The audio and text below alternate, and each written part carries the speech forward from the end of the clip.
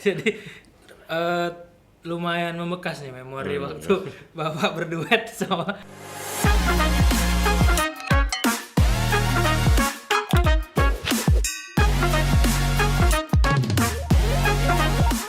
Oke, assalamualaikum warahmatullahi wabarakatuh. Waalaikumsalam. Kembali lagi di podcast IndiHome. Jadi kita ada tagline Pak. Apa itu? Awal itu nanti podcast IndiHome ngobrol bareng, Bapak jawab bikin seneng gitu Pak. Ya. Oh, iya. Habis itu Telkom Bubble siap mengudara. Oke. Oke, kita coba Pak ya. Oh iya. Oke, kembali lagi di podcast IndiHome kembali lagi di podcast IndiHome ngobrol bareng, bikin seneng, Telkom Bubble siap mengudara. Oke. Ya, teman-teman kali ini kita kedatangan tamu spesial dari Tirek 1 dari Medan, jauh-jauh dari Medan, Bapak FVP kita tercinta Bapak Teddy Hartadi. Ya, selamat datang Bapak. Terima kasih. Gimana tadi perjalanannya Pak? Dari Alhamdulillah Medan? aman. Cuacanya bagus. Ya dejavu lah kembali ke Bangka Belitung karena saya dulu juga pernah di Bangka Belitung. Oh, tahun berapa itu Pak? Tahun 6 tahun yang lalu. Yang lalu sekitar 2017 ya Pak. 2017, 16 kalau nggak 17. Oke, nanti kita kulik lebih dalam di situ boleh Oh, Pak ya. boleh. Jadi tadi berangkat dari Medan boleh diceritain nih Pak, jam berapa Oh sampai iya. sini? Saya kebetulan tadi dari Jakarta. Waduh, Dari Jakarta flight jam 10, alhamdulillah landing jam 1 jam persis lah. Oke. Alhamdulillah nyampe Depati Amir ya. Pati Amir Pak. Iya. Salah satu bandara yang pertama kali saya sering kunjungi dulu Di sebelum pindah ke sini. di sini waktu itu Bapak kurang lebih berapa 1 tahun ya Pak? Saya hanya 6 bulan. Bulan. 6 bulan. 6 bulan. Tapi sebelum Bapak keliling Sumatera waktu itu awalnya bisa dibilang di Bangka Belitung Pak ya. Iya betul. Startnya dari Bangka Belitung. Oke Pak. Nah biasanya kalau kita itu memulai acara kan pakai pantun ya Pak. Saya boleh teka-teki nggak Pak? Boleh. Jadi ada teka-teki nih Pak. Dari teman-teman sih titipan. Iya. Jadi gini, kenapa handuk itu kalau habis mandi dibilang handuk kotor Pak? Padahal kan kita habis mandi bersih Pak. Iya. Gak tahu. Enggak, benar nggak Pak? Enggak, iya. Kalau habis mandi kan kita bersih. Iya. Tapi handuknya dibilang Handuk handuk kotor. Iya. Karena Kira-kira bisa dipakai. kan kita bersih. Nanti kita simpen di akhir Pak jawabannya. Oke, jadi awal-awal kita perkenalan dulu Pak ya. Iya. Saya Alif dari customer care di sini Pak. Iya. Mungkin Bapak boleh cerita nggak sih Pak kira-kira Bapak mulai berkarir di Telkom dari tahun berapa? Pertama kali di mana? Lalu yang paling berkesan di mana waktu itu? Iya. Saya berkarir tahun 96 ya. Mungkin sebagian ada yang belum lahir tahun 96 ya. Itu saya baru lahir Pak. Saya masuk Telkom 96 setelah kuliah di STT Telkom Bandung, Ikatan Dinas, kemudian penempatan pertama di Kandatel Jember. Jadi dulu Witel itu namanya Kandatel. Kalau Witelnya sendiri itu dulu Tirek ya, Tireknya itu Witel, sedangkan Witel sekarang itu adalah Kandatel zaman dulu. Saya pertama kali masuk di Kandatel Jember tahun 96 di account manager, account representatif, SK-nya account representatif. Cuman pada prakteknya banyak bergerak di bidang marketing, di sales ya. Di sales zaman itu salesnya bukan sales internet tapi sales fixed phone, telepon masih jualan telepon rumah Pak ya. Telepon rumah. Jadi saya sangat pengalaman untuk door to door itu sudah pekerjaan harian lah, door to door dengan kawan-kawan pegawai karena zaman segitu belum ada Salesforce, jadi kita karyawannya pegawai langsung ya. Jadi adik-adik sekarang untung lah nggak door to door sendiri. Kalau zaman dulu door to door Beberapa sendiri. kali masih juga kita Pak. Kalau dulu bukan masih setiap hari. Kemudian setelah dari marketing pindah ke jaringan sebagai supervisor jaringan lokal. Jadi saya sangat kental pengalaman di jaringan lokal.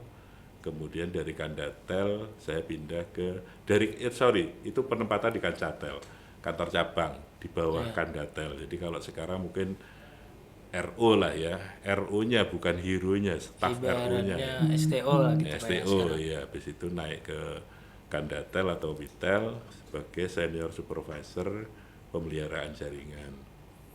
Kemudian lama di situ, nangani akses, promosi lagi di Asman di Asman Performance, sekretariat dan performance, sehingga background saya selain marketing, akses juga performance. 3 bidang ini yang saya pegang sampai hari ini ya, 3 bidang ini, sales, performance sama akses.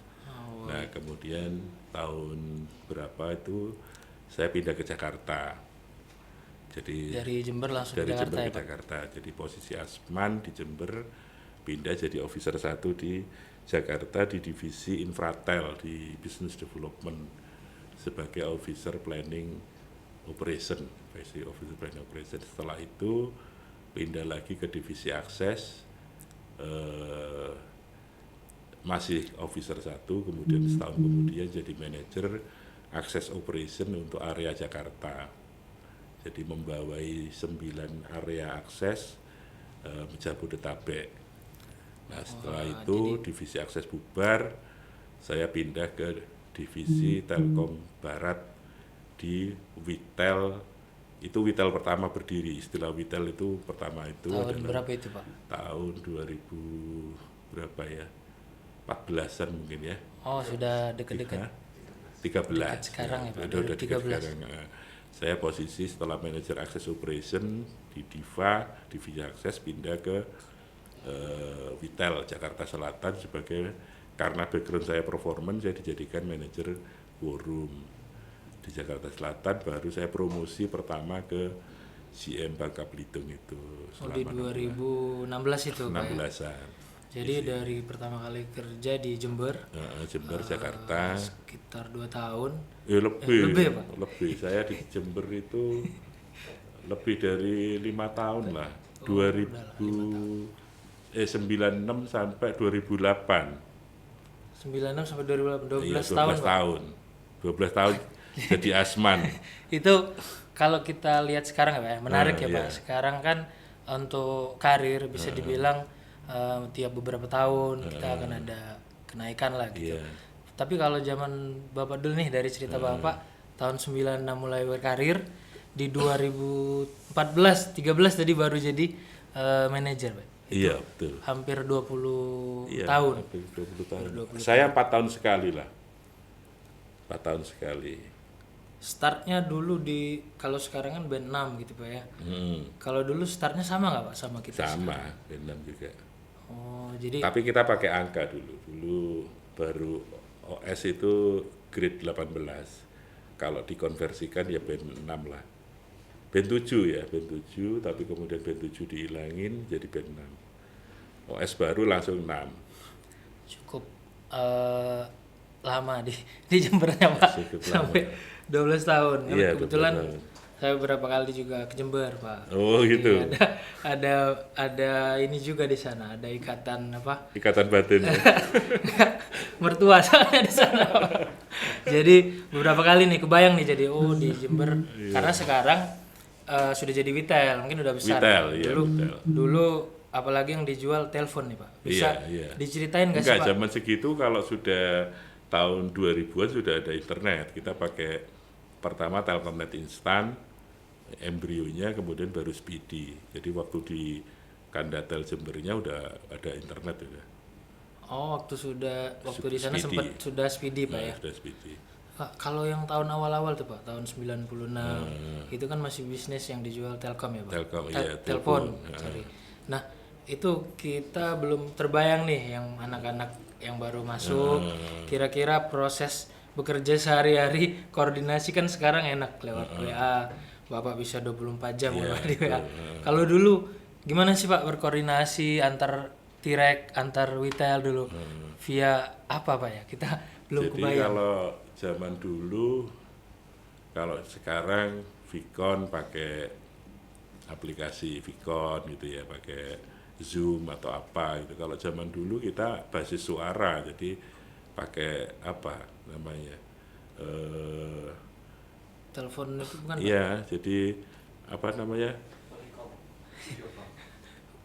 Kalau sebelum Zoom kemarin kita pakai alat telekonferensi. Telekonferensi. Telekonferensi, Ya, Pak? iya telekonferensi. Zaman segitu sudah ada telekonferensi. Oh, jadi Sudah di ada. call pakai nomor juga. Pakai nomor, ya sama. Jadi sempat ngalamin juga tuh Pak sebelum. Sempat ngalami. Saya ngalami mulai zaman telepon ngalami, internet masih dial up ngalami, pakai Telkomnet instan ya, 080994 kali itu. Nah, itu kita belum sampai di masa itu ya waktu itu.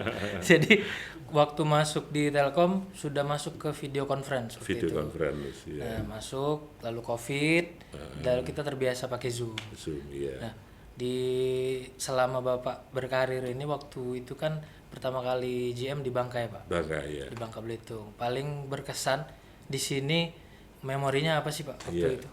Jadi karena saya berangkat dari manajer akses Jakarta, manajer War Room Jakarta, saya bayangkan masuk Witel waktu masih di Jakarta ya. Jadi angan-angannya itu besar. Jadi nanti saya akan bikin gini itu. Salesnya akan dibikin segini gitu.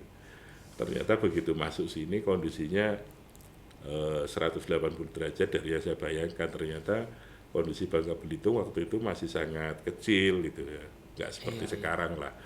Jadi PS harian kalau ngomong kinerja di sini tuh dulu di bawah 10 sehari itu. Iya. Di bawah 10 masih. Kayak STO Pak.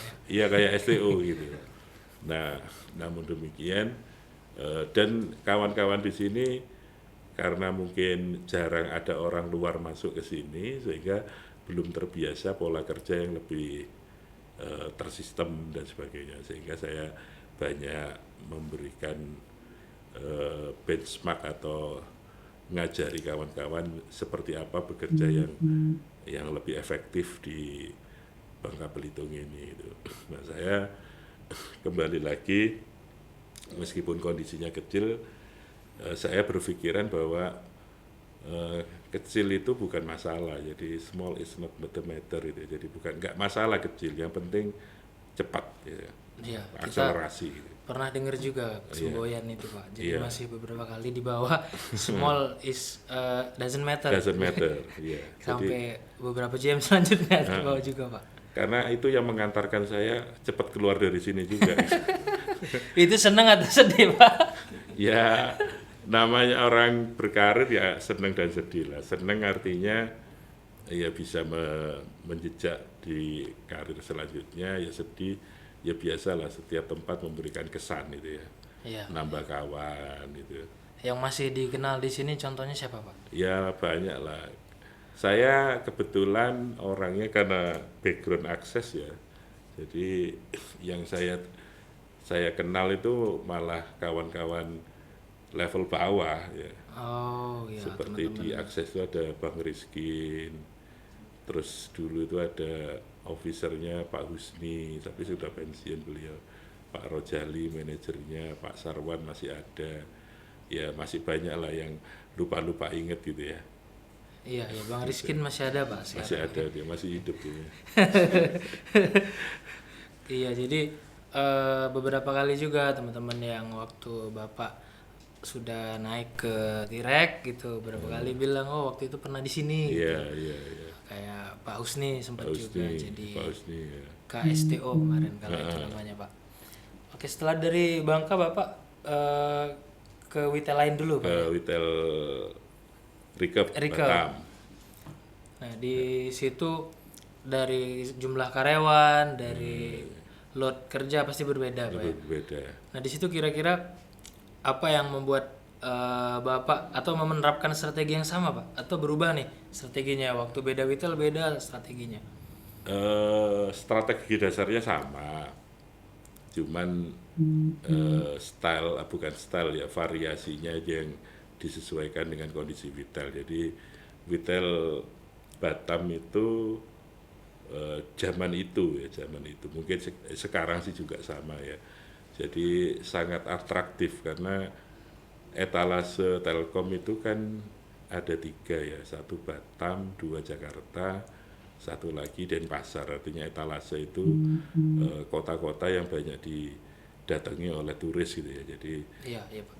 Batam itu representasi kita, etalase kita terhadap turis yang datang dari Singapura, Malaysia, dan di sana memang banyak warga asing di sana ya, sehingga memang cara pengelolaannya juga harus sedikit lebih karena mereka selalu mengcompare dengan kondisi di negaranya.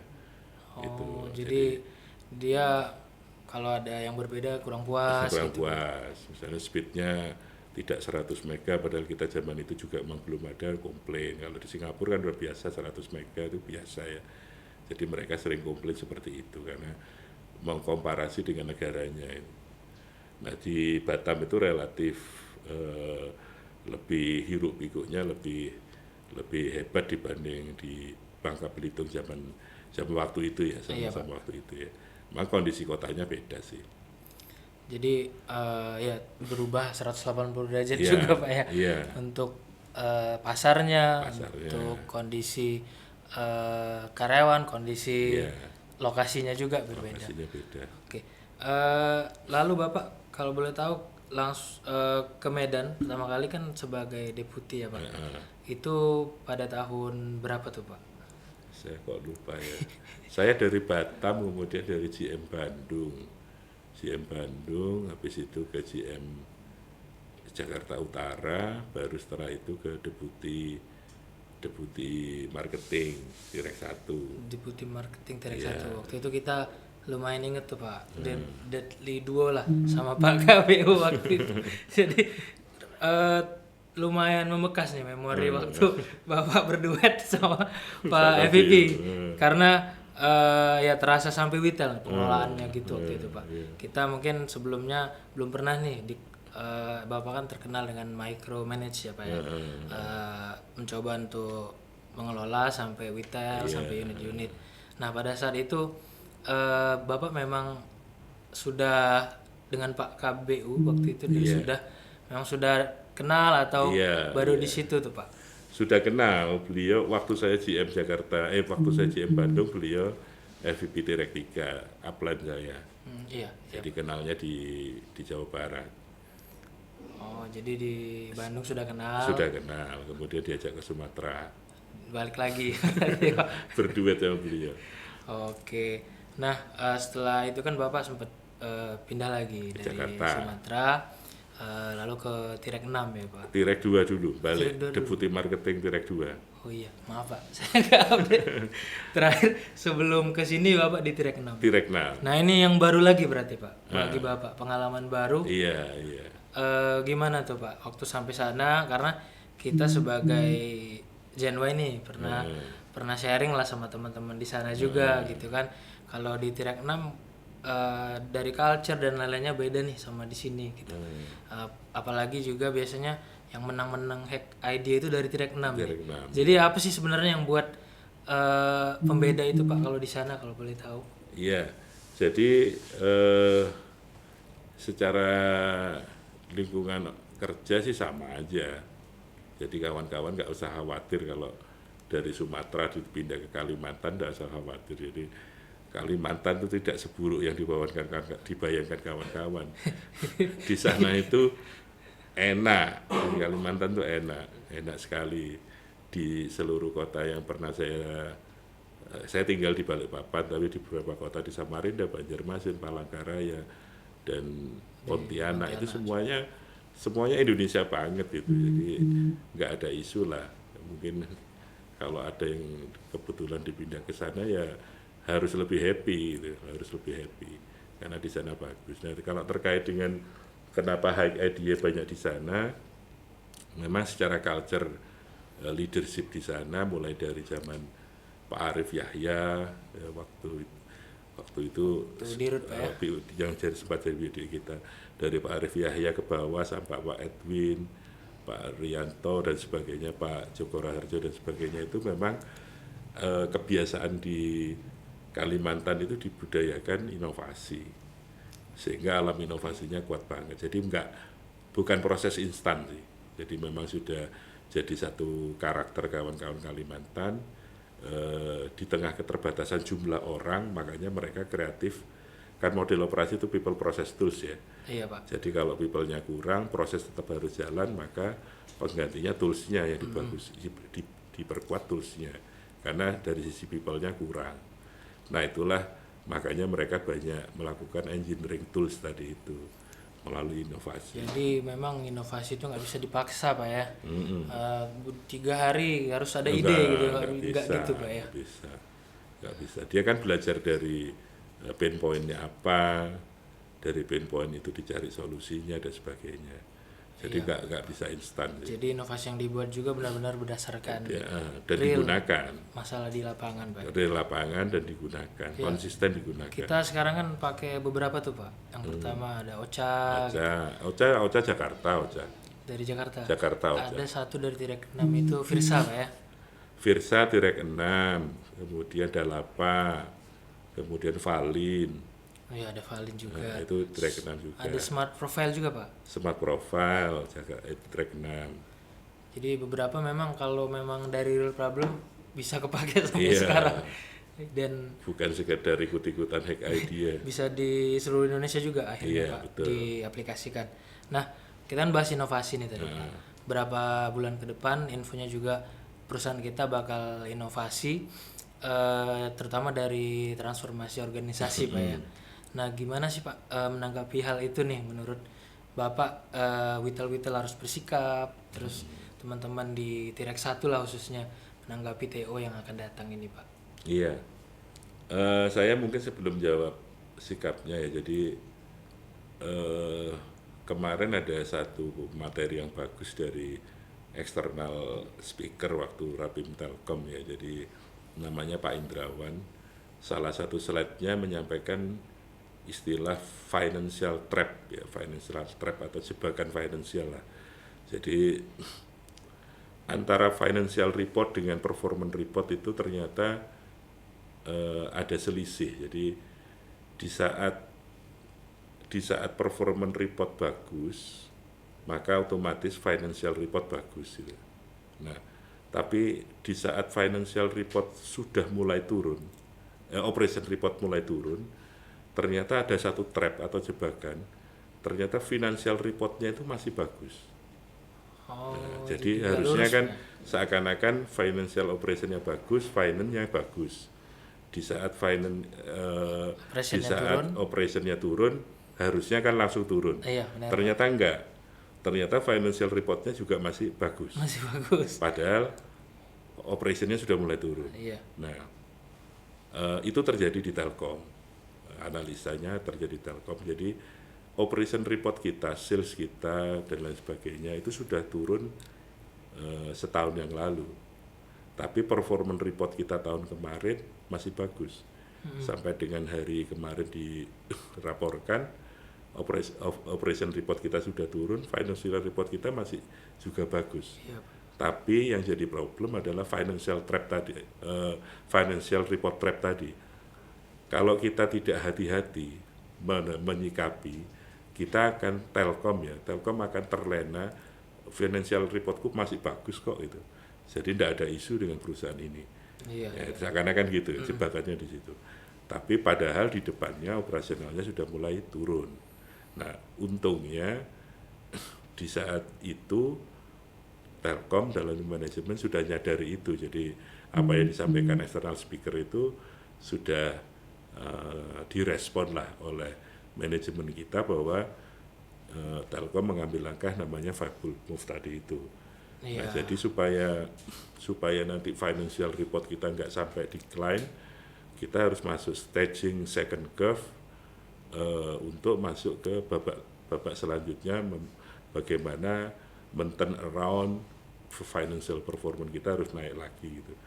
Nah, di slide itu juga sampaikan di external report, external speaker itu bilang masa transisi menuju second curve itu adalah scary time, jadi waktu yang menakutkan itu. Nah, kita ini sekarang sedang menuju ke sana. Jadi kalau ada orang Telkom sekarang takut, khawatir, itu alamiah. Iya. Alamiah. Jadi memang memang harus takut, memang sewajarnya takut karena dari sesuatu yang belum pernah ada yang harus kita masuki gitu. Tapi ini bukan pertama kali juga Pak ya. Kita kan selalu Kalau berinovasi transformasi bisnis yang gede-gedean baru sekali ini. baru ini Pak. Selama saya bekerja di Telkom, baru istilah fiber move atau bagaimana cara Telkom melakukan perubahan bisnisnya itu baru sekarang ini. Kalau dulu transformasi itu selalu ngomong transformasi organisasi. Kalau sekarang itu benar-benar transformasi bisnis. Jadi memang agak bagi saya pribadi benar yang disampaikan external speaker kemarin di Rapim Telkom Group bahwa ya masa ini memang masa menakutkan, termasuk saya sih kalau mau ditanya pengen transformasi apa enggak, ya mungkin kita cenderung pada sebuah comfort gitu. Iya, Ya iya, kita ngomong ya mending enggak gitu kan. Tapi kalau itu enggak dilakukan maka Telkom akan decline. Nah, sehingga apa yang harus dilakukan, satu, kita harus yakinkan diri kita apa yang diambil oleh manajemen Telkom itu adalah sudah satu langkah yang terbaik gitu ya, meskipun di sana sini tetap harus dilakukan kajian apakah itu sudah layak atau tidak ya. Di luar itu saya berpikir bahwa kita semua harus mendukung itu gitu ya. Kemudian apa yang dilakukan Vitel termasuk kita yang ada di dalamnya atau Tirek yang di dalamnya serta karyawannya, ya kita secara personal sih nggak banyak beda ya.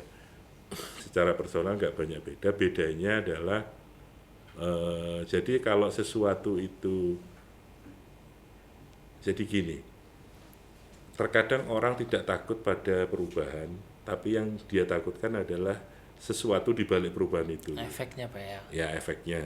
Nah untuk itu bekalnya yang dibanyakin. Misal saya tidak pernah tahu keluar dari ruangan ini ada apa gitu karena nggak dikasih tahu kan. Iya Pak. Begitu dibuka pintunya ternyata bisa hal baik, bisa hal buruk. Nah persiapan kita untuk keluar dari suatu zona ke zona lain itu, satu, skillnya ditambah. Oke, dari Skillnya sisi skill ditambah Pak ya. ya. Jadi terus yang kedua, agilitas kita harus lebih agile, ditaruh dimanapun jangan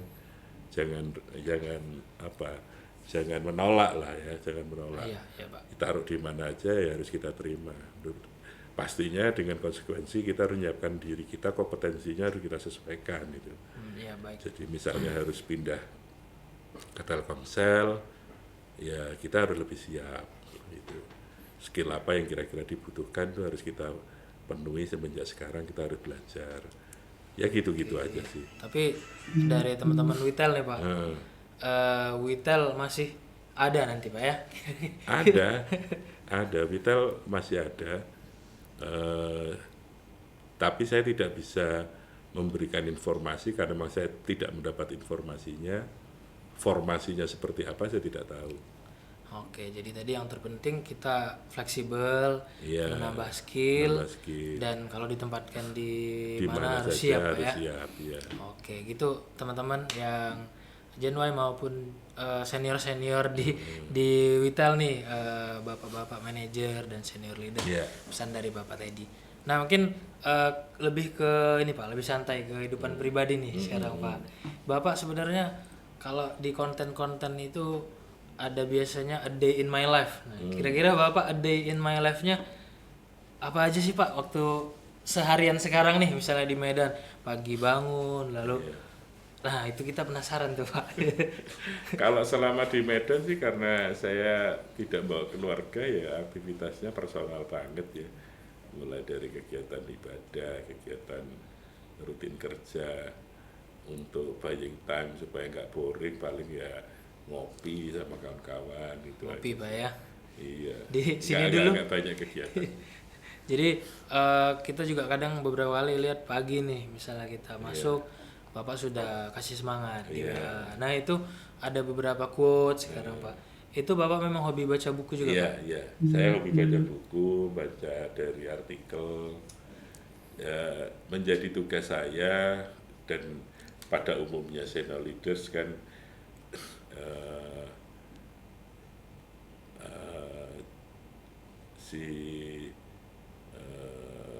siapa John C. Maxwell bukan sorry GE Electric, si direkturnya General Electric itu, dia bilang kan 4E ya, jadi seorang leader itu harus punya energi, mampu mengenergize, sama execution. Jadi seorang leader itu harus energinya harus besar,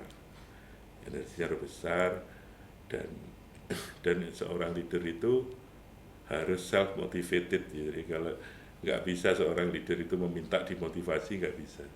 Harus memotivasi dirinya sendiri Pak ya? Iya, harus self healing. Jadi kalau pas sakit motivasinya lagi jatuh, emosinya lagi jatuh, jangan berharap dimotivasi oleh siapapun, ya harus pandai memotivasi dirinya sendiri sehingga selalu keluar energinya. Nah, dari energinya itu diharapkan bisa mengenergize orang lain supaya yang lagi energinya lemah bisa jadi naik lagi gitu. Jadi memang tujuannya itu sih. Nggak bisa ya Pak, kita lagi down berharap tim kita yang malah motivasi itu. Nggak bisa. Kebalikannya nanti nggak Pak bisa. ya. Kalau leader harus mampu mengenergize dirinya sendiri, harus mampu self motivate sendiri, sehingga saya mau tidak mau setiap hari harus melakukan itu sebagai wujud untuk wujud tanggung jawab saya untuk mengenergize tim saya. Iya, kalau kita kan juga nih sekarang di Witel ya Pak, bertindak bisa dibilang sebagai leader kecil-kecilan juga dengan tim masing-masing. Iya. Kadang hilang motivasi gitu. Nah ini tips yang bagus juga untuk kita mungkin sering baca buku Pak ya. Iya. Salah satu buku yang Bapak rekomendasiin apa Pak? Banyak sekali buku. Ya kalau saya sih sukanya buku-buku motivasi ya. Bisa Start with Why-nya Simon Sinek. Ya banyak lah ya buku-buku itu. Start with Why. Oke, itu tentang mencari grand why ya Pak ya. Oke.